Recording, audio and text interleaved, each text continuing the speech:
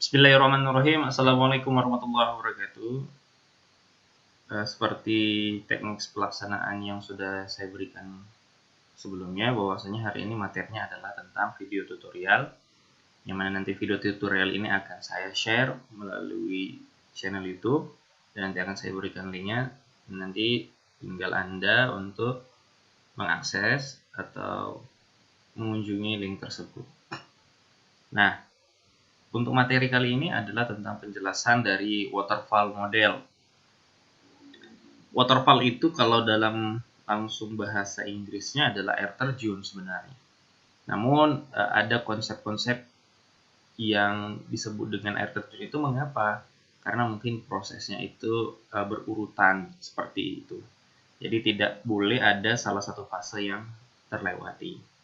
Nah, kita tidak boleh terkejut juga dengan beberapa istilah-istilah komputer atau istilah-istilah perancangan sistem yang dengan menggunakan bahasa Inggris mereka menggunakan kalimat istilah-istilah. Sudah banyak tentunya. Kayak misalnya kita ambil contohnya Android lah misalnya. Android itu nama-namanya semua pakai nama-nama makanan kan begitu. Nah, ada lollipop, ada marshmallow dan lain sebagainya. Cuma cenil lah nanti kita akan coba ada enggak, lontong sayur itu ada entah enggak ya. Kemudian ada aplikasi atau software sistem operasi yang menggunakan nama hewan, cheetah dan lain sebagainya, itu ada di Linux ya. Nah, jadi banyak-banyak istilah-istilah yang menggunakan bahasa Inggris dengan mengambil satu konsep. Nah, di waterfall ini apa fungsinya? Yaitu sebagai contoh role model sebenarnya yang digunakan untuk proses perancangan sebuah sistem informasi atau aplikasi. Nah, model air terjun itu atau waterfall itu adalah pendekatan yang bisa dikatakan sudah sejak dulu kala digunakan, sehingga disebut dengan klasik ya. Nah, karena metode ini harus saling berurutan antara satu dengan yang lain, bahkan jika salah satu tidak terpenuhi, maka fase itu akan mengalami ketidakberlanjutan. Jadi seperti itu, artinya terputuslah. Nah, untuk persepsi, jadi persepsi waterfall ini masih banyak ya yang contoh-contoh yang berbeda-beda, namun ya tetap pemodelannya itu sama pada intinya. Jadi ada beberapa sumber atau literatur yang menggambarkan waterfall itu berbeda-beda. Nah, apa Pak fungsi untuk di waktu dekat misalnya? Nah, Anda nanti akan menyusun skripsi. Nanti di bab 3 itu ada namanya model perancangan sistem. Nah, Anda nanti bisa menggunakan waterfall dalam metode penelitian perancangan sistem yang ada nanti di bab 3. Jadi tidak terkejut lagi ketika nanti menyusun skripsi, apa itu waterfall sudah dipelajari. Atau dengan nanti konsep-konsep metode yang lain. Nanti kita akan belajar tentang work system framework dan lain sebagainya ya. Jadi waterfall ini nanti untuk secara dekat adalah untuk skripsi Anda, itu yang pertama. Yang kedua, Anda saat sekarang ini lagi project kreativitas mahasiswa. Nah, itu ada metode penelitian bagaimana metode Anda yang Anda gunakan dalam merancang sebuah aplikasi, sistem dan lain sebagainya.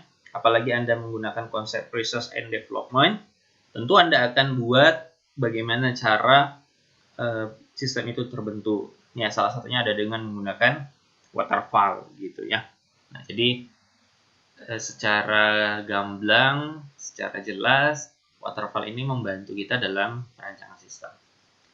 Muncul pertanyaannya, apakah model waterfall ini secara wajib harus digunakan dalam perancangan sistem? Jawabannya tidak. Ini adalah suatu opsi. Model ini adalah sebagai alat bantu yang digunakan untuk mengukur keberhasilan dari proyek yang Anda buat, sehingga proyek yang nanti dihasilkan itu sesuai dengan apa yang diharapkan. Nah, Itu dia.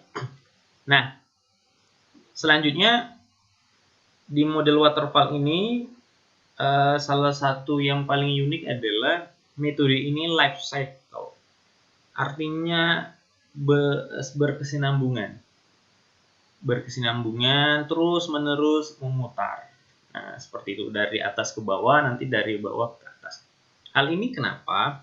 Hal ini didasari dengan perkembangan sistem informasi ini yang sangat pesat dan kemudian terus berupgrade. Contoh kayak misalnya Anda punya handphone Android, Anda setiap harinya mungkin atau setiap minggunya disuruh mengupdate atau mengupgrade aplikasi Anda. Artinya setiap hari atau setiap minggu itu pasti ada perubahan dari sebuah aplikasi yang Anda buat.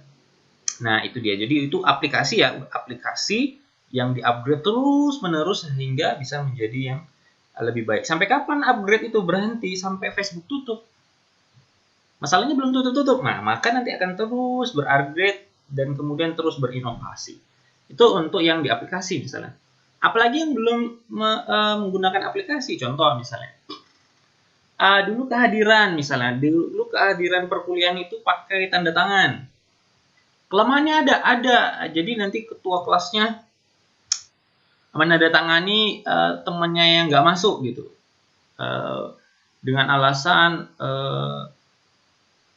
persetia kawanan lah seperti itu. Nah, nggak efektif. Kemudian diberikan wewenang lagi.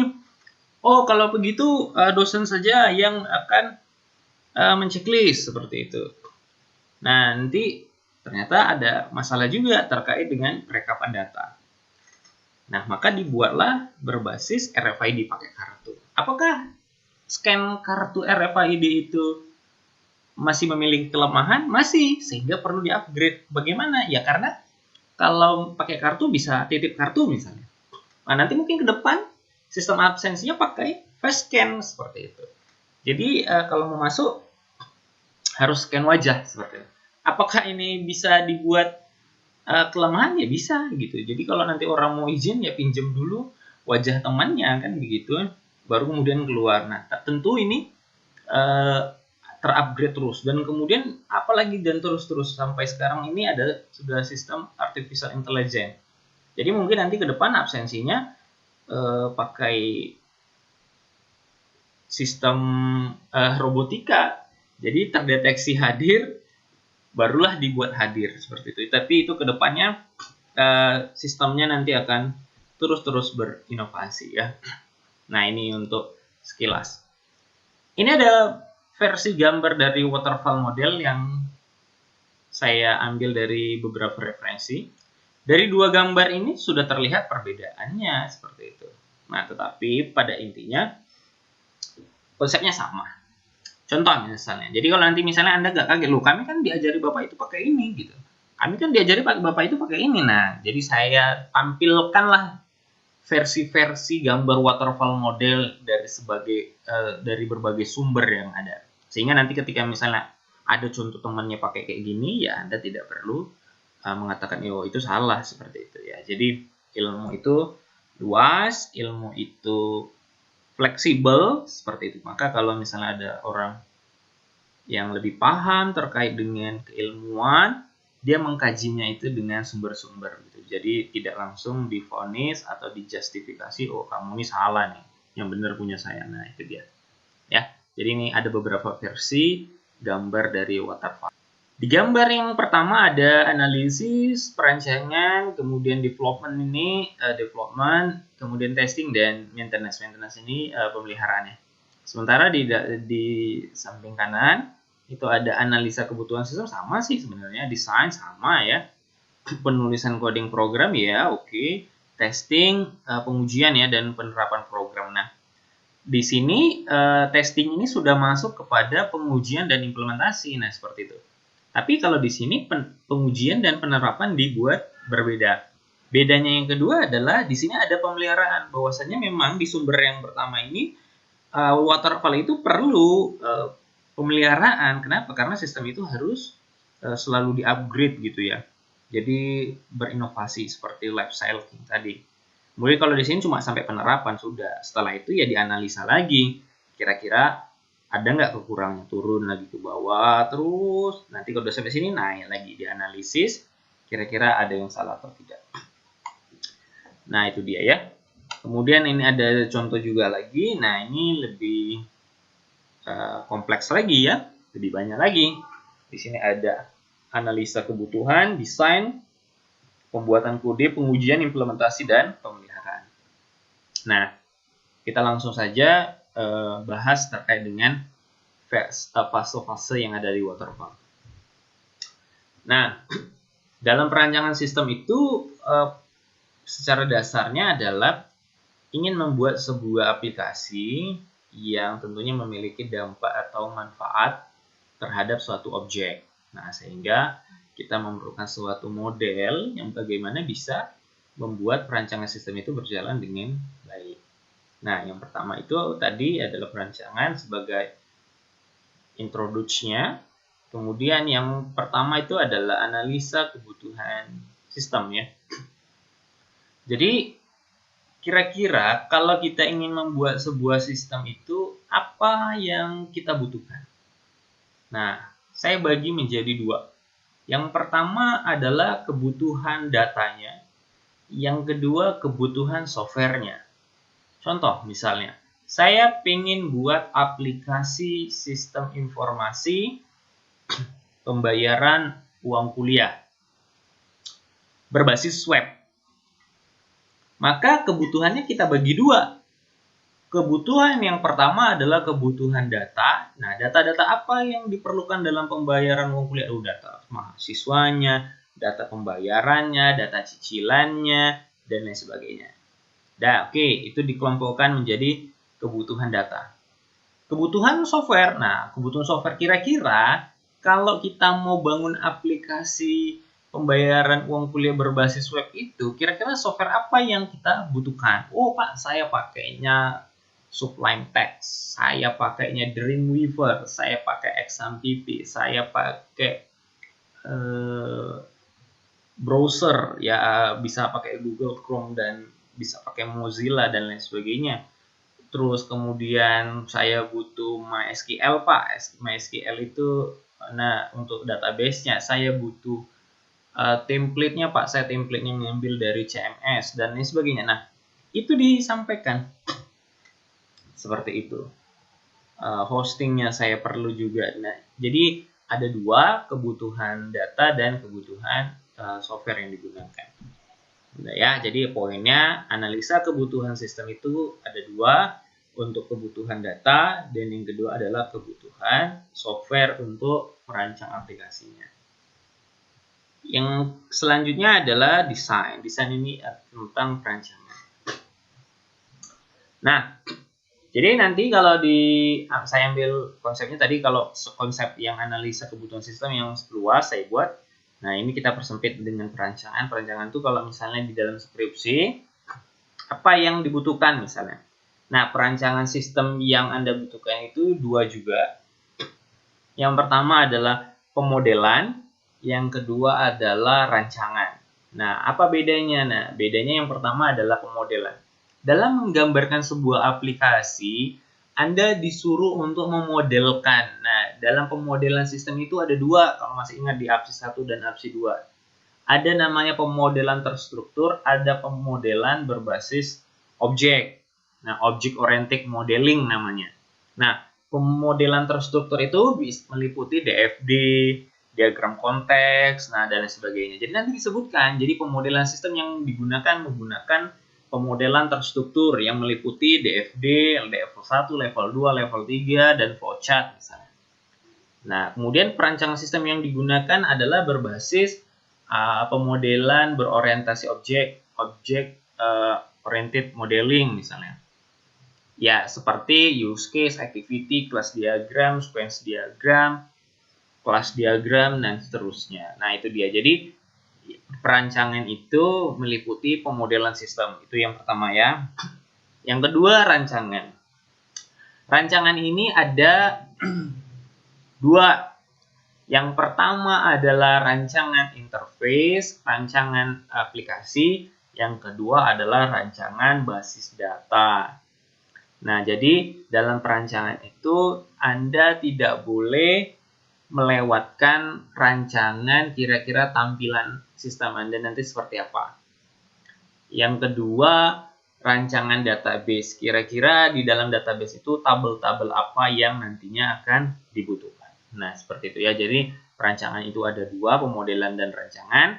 Dan dalam rancangan itu, di rancangan sistem itu ada dua juga, yaitu tentang rancangan interface, halaman, dan yang kedua adalah tentang rancangan database. Pengkodingan. Nah, pengkodingan ini bisa Anda langsung tuliskan bahasa pemrograman apa yang Anda gunakan. Saya menggunakan bahasa pemrograman berbasis web, yaitu HTML, PHP, ini dan seterusnya. Atau saya pakai Visual Basic nih Pak, berarti pakai pemrograman bahasa visual. Pak, saya pakai bahasa mesin, Pak, saya bahasa robotika, silakan, nggak ada masalah. Saya pakai bahasa C, silakan. Jadi, pengkodingan ini Anda jelaskan kira-kira bahasa pemrograman apa yang Anda gunakan. Nah, pengujian. Kira-kira pengujian itu dilakukan untuk apa? Pengujian itu dilakukan untuk menguji atau mentes sebuah aplikasi kira-kira layak digunakan atau enggak. Berarti artinya pengujian itu sebelum implementasi. Nah, apakah tujuan dari pengujian ini agar mencocokkan sistem yang sudah jadi dengan sistem yang dikonsep dianalisa kebutuhan sebelumnya. Nah, seperti itu. Jadi kalau nanti sudah fix, sudah cocok, maka nanti lanjut ke implementasi. Nah, kalau misalnya skripsi gimana? Ya, nanti bahasa pengujiannya adalah aplikasi ini telah sesuai dan telah teruji yang disesuaikan dengan perhitungan manual yang ada di bab 3 misalnya seperti itu. Nah, nanti Anda buat tuh perhitungannya, kemudian Anda bandingkan. Hasilnya sama atau tidak. Oke ya. Lanjut, implementasi. Implementasi ini adalah penerapan yang langsung digunakan oleh objeknya. Contoh kayak tadi aplikasi pembayaran uang kuliah, siapa objeknya? Objeknya itu yang pertama adalah mahasiswa, yang kedua adalah kasir atau bagian keuangan. Berarti implementasi itu harus sudah menjelaskan konsep-konsep yang harus digunakan si konsumen tadi, nah atau si pengguna tadi, yaitu si mahasiswa dan si kasir. Nah, implementasi ini biasanya dibuat dalam buku panduan pengguna. Nah, jadi kalau kita misalnya beli aplikasi, kita mau beli apa ya, barang apa segala macam, itu ada tata cara penggunaannya. Kalau kita misalnya mau beli makanan pun juga ada tata cara masaknya. Nah, di implementasi itu dibuat seperti itu buku panduannya, seperti itu. Nah, jadi sebaiknya pengguna itu harus mengikuti panduan yang sudah dibuat oleh sistemnya gitu. Siapa yang membuat sistemnya, ya itu yang membuat panduan yang nanti akan diberikan oleh pengguna ya atau konsumennya. Jadi beberapa barang atau aplikasi itu adalah blueprintnya atau buku panduannya, nanti dibuat dalam bentuk kalau misalnya deskripsi itu di bab 5. Nah, seperti itu. Jadi nanti tampilannya bagaimana cara penggunaannya. Nah, yang terakhir itu adalah pemeliharaan. Pemeliharaan itu digunakan untuk mengetahui kira-kira sistem ini perlu tidak di-upgrade, perlu tidak diberikan inovasi ke depannya, dan perlu tidak meningkatkan kemampuan sesuai dengan permintaan dari penggunanya. Jadi pemeliharaan ini biasanya sering digunakan oleh para tim programmer untuk melihat sejauh mana sistem ini berjalan. Nah, seperti itu ya. Jadi pemeliharaan akan tetap berjalan sampai kapan? Ya, sampai teknologi itu benar-benar tidak ada. Seperti itu. Nah, itu untuk pemeliharaan. Nah, kita langsung masuk ke contoh kasus saja terkait dengan waterfall ini ya. Oke, kita ambil salah satu contoh judulnya. Misalnya saya buat aplikasi deteksi COVID ya. COVID-19 berbasis web dan mobile. Nah, ini judulnya ya. Nanti dijelaskan metodenya apa. Oke, jadi kalau sudah ada kata-kata deteksi COVID-19 berarti ini arah bidang keilmuannya sistem pakai gitu. Kalau misalnya aplikasi seleksi beasiswa, nah kalau udah ada kata-kata seleksi itu pasti ya sistem pendukung keputusan seperti itu. Atau yang berkaitan dengan sebuah nah kalau berkaitan dengan sensor, berarti ini robotika dan seterusnya ya. Jadi kalau kita sistem informasi biasanya SPK, data mining dan seterusnya ya. Nah, di sini ada aplikasi deteksi COVID-19 berbasis web dan mobile. Nah, seperti yang saya katakan tadi, analisa kebutuhan sistem itu ada dua, yaitu kebutuhan data.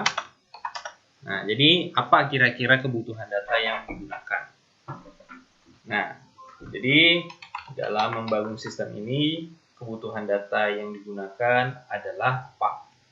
Yang pertama adalah data gejala, data jenis penyakit, misalnya data pasien, data konsultasi, kemudian dan data bobot dari nilai dari gejala. Nah, seperti itu. Saya buat dulu ya di sini.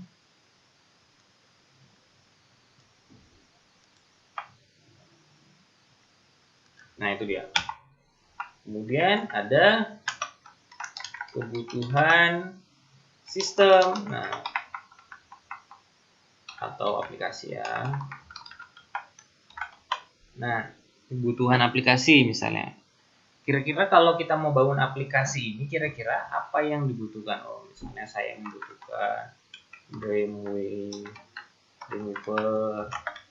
SMPP,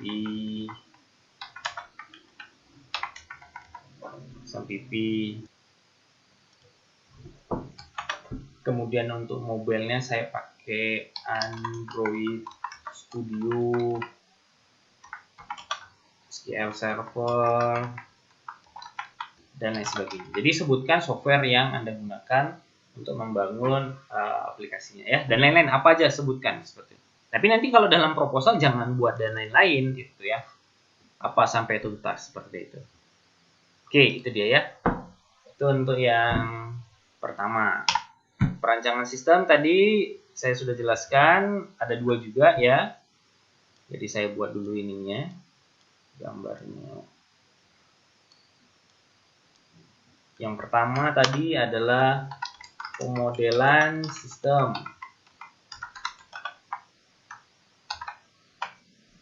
Nah, pemodelan sistem yang digunakan adalah misalnya pemodelan terstruktur yang meliputi diagram konteks, DFD level 0, flowchart. Nah, seperti itu. Flowchart itu bukan apa ya?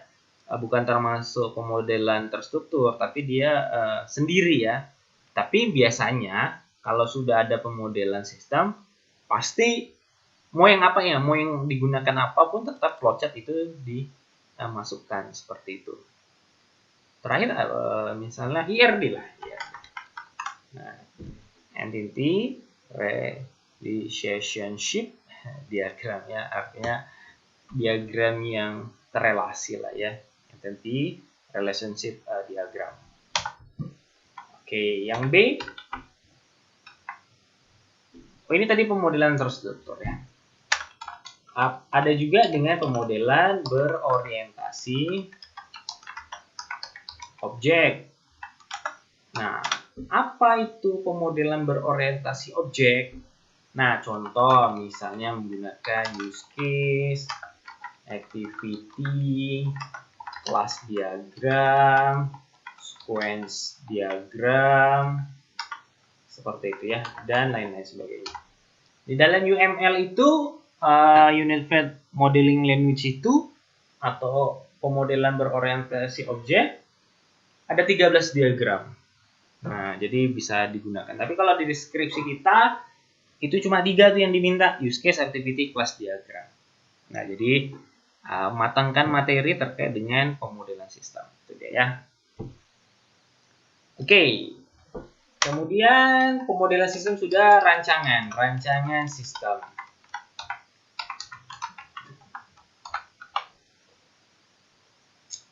Setiap form itu harus menghasilkan laporan. Kalau bisa seperti itu idealnya gitu. Kalau ada form pasien berarti ada laporan data pasien. Kalau ada form konsultasi berarti ada laporan konsultasi. Kalau ada hasil perhitungan ya dibuat ada laporan hasil dari perhitungan. Nah, jadi rancangan sistem ini Anda sebutkan di situ. Yang pertama adalah rancangan antarmuka. Meliputi apa? Halaman utama, halaman admin, halaman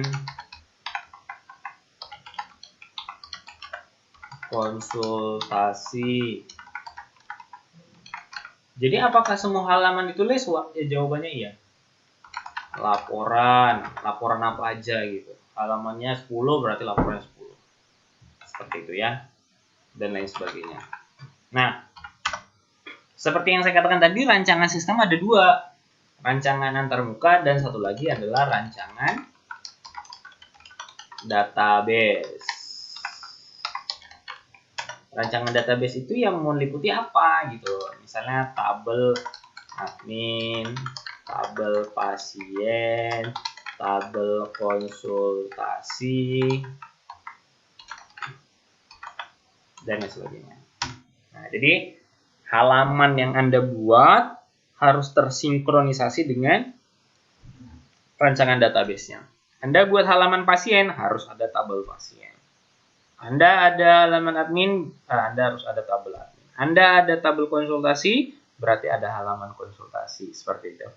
Kecuali halaman utama ya, halaman utama kan tidak ada inputan di sana, seperti itu. Jadi, tidak perlu ada rancangan sistem. Setiap ada tombol simpan, ubah, atau itu disebut dengan action ya, create, read, update, delete, ya itu harus ada tabelnya. Namanya mengelola data di database. Jadi ada bisa simpan, ubah, hapus. Nah, seperti itu ya.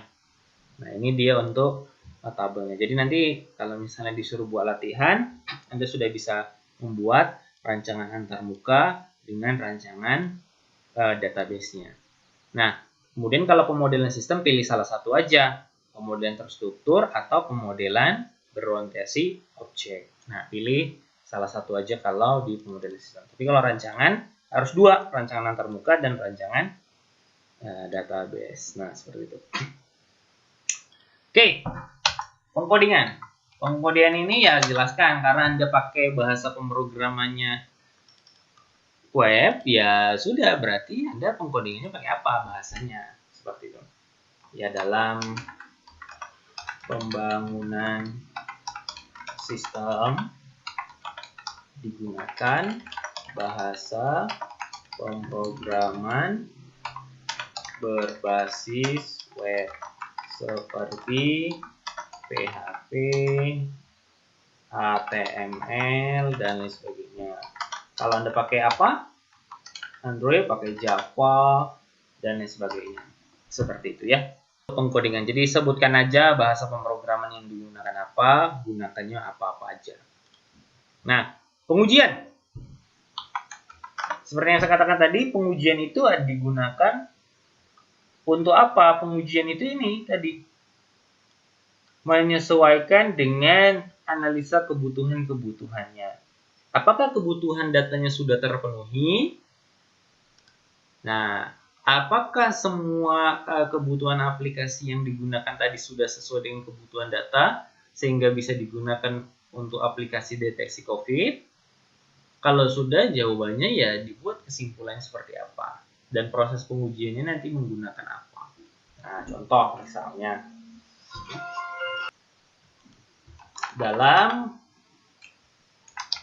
pengujian yang dilakukan telah sesuai dengan hasil sesuai dengan rancangan yang telah ditetapkan dan telah teruji dalam melakukan deteksi terhadap COVID-19. Nah, akan lebih baik lagi pengujian sistem ini harus pakai sampel. Jadi artinya diuji dulu betul nggak aplikasinya bisa digunakan. Seperti itu. Kalau bisa pakai sampel. Dalam bentuk apa sampelnya? Ya kuesioner lah. Itu jauh lebih hebat sekali nanti. Jadi kalau nanti Anda buat aplikasi di skripsi Anda buat aplikasi tentang apapun, ketika aplikasi Anda sudah dibuat, Anda datang ke objek yang misalnya Anda buat aplikasinya di sekolah. Anda datang ke sekolah, Anda buat pengujian sistemnya, tata usahanya atau pegawainya suruh merekomendasikan kuesioner ini sih. Nah, itu jauh lebih bagus. Artinya konsep Anda sudah teruji. Nah, seperti itu. Kemudian implementasi. Nah, implementasi langsung saja disebutkan untuk siapa digunakan. Jadi, sistem ini nantinya akan digunakan oleh pasien dan admin. Adminnya itu artinya karyawannya.